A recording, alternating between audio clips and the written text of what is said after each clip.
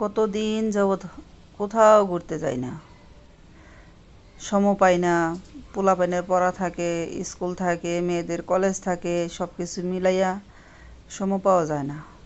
Finally অনেক দিন পরে আজকে ঘুরতে যাইতেছি, খুবই ভালো লাগতেছে। আর সকালবেলা দেখেন আকাশটার অবস্থা সাংঘাতিক পরিমাণ সুন্দর, বলবার মানে বইলা বুঝাইবার মতো না, মানে কি পরিমাণ আকাশটা সুন্দর ছিল।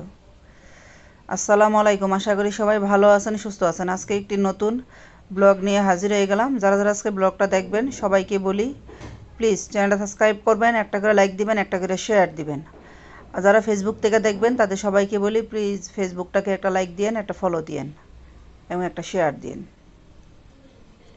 ফাইনালি অনেক দিন পরে বাসার সবাই মিলে একটু ঘুরতে বেরিয়েছি, একটু ঘুরবো, একটু একটা জায়গা যাইতেছি ঘুরতে, খুবই ভালো লাগতেছে। আর সকালবেলা এত সকালে রওনা দিছি, মানে আকাশের সূর্যটা পর্যন্ত ওঠার টাইম পাই নাই, সূর্য ওঠার আগে আমরা বাসা থেকে বেরিয়ে গেছি।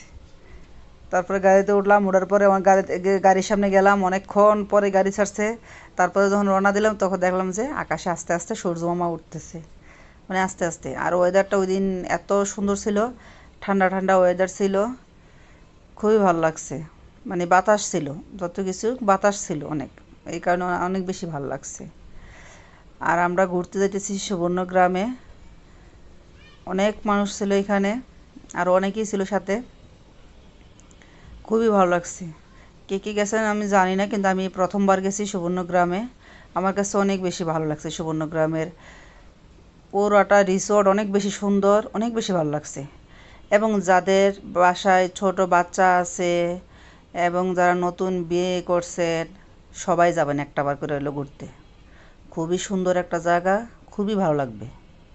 সারাটা দিন এখানে কাটাইছি আমরা, সন্ধ্যার পরে মানে রাত 9টার পরে আমরা রওনা দিছি। খুবই সুন্দর কাটছে, খুবই ভালো কাটছে ওই দিন।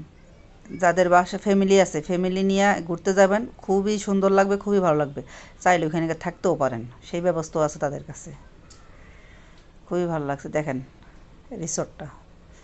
আমি গেটটার ভিতরে ঢুকছি, ঢুকে গাড়ি থেকে নেমে এই ভিডিওটা বানাইলাম, চিন্তা করলাম সবাই একটু দেখাই।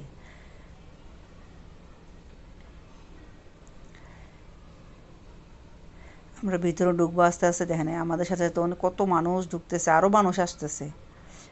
এখন একটু ভিড়টা কম, যেহেতু আমরা একটু বাহিরে আছি, সেজন্য আস্তে আস্তে মনে করেন বেলা বাড়বে, তারপর মানুষের ভিড়টাও বেড়ে যাবে। আর থ্যাংক ইউ আজকের ভিডিওটা দেখার জন্য, সাথে থাকার জন্য, সময় দেওয়ার জন্য অসংখ্য ধন্যবাদ সকলকে। এবং ভিডিওটা দেখতে কেমন লাগলো একটুখানি জানাবেন। ধন্যবাদ সবাই।